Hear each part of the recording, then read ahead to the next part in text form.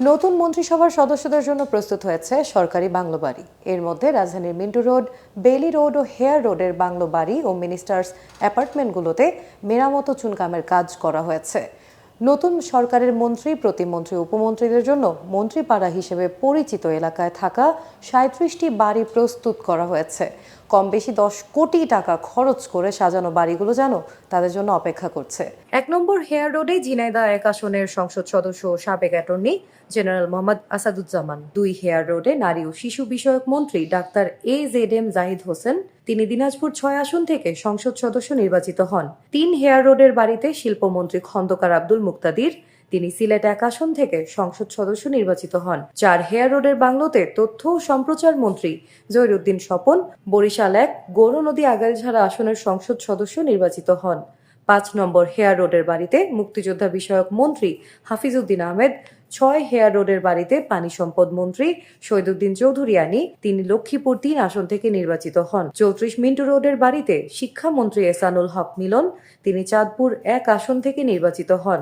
৩৮ মিন্টু রোডের বাড়িতে উপদেষ্টা ইসমাইল জবিউল্লাহ, ৪১ মিন্টু রোডের বাড়িতে ডাক ও টেলিযোগাযোগ মন্ত্রী ফকির মাহবুব আনাম, তিনি টাঙ্গাইল ১ আসন থেকে নির্বাচিত হন।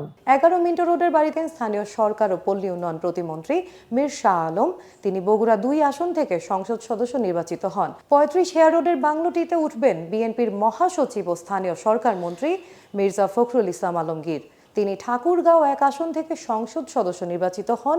২৪ বেইলি রোডের বাংলোতে উঠবেন স্বরাষ্ট্রমন্ত্রী সালাউদ্দিন আহমেদ, তিনি কক্সবাজার ১ আসন থেকে সংসদ সদস্য নির্বাচিত হন। ৩৩ মিন্টু রোডের বাংলোতে উঠবেন পররাষ্ট্রমন্ত্রী খলিলুর রহমান, তিনি টেকনোক্রান্ট কোটায় মন্ত্রী হন। ৪ মিন্টু রোডের বাংলোতে উঠবেন নরসিংদী ৪ মনোহরদী বেলাবো আসন থেকে নির্বাচিত সাংসদ, বর্তমান সরকারের স্বাস্থ্য ও পরিবার কল্যাণ মন্ত্রী অ্যাডভোকেট সর্দার সাখাওয়াত হোসেন বকুল। ৭ মিন্টু রোডের বাংলোতে ধর্মমন্ত্রী কাজী শাহ মোফাজ্জল হোসেন কায়কোবাদের নামে বরাদ্দ হয়েছে।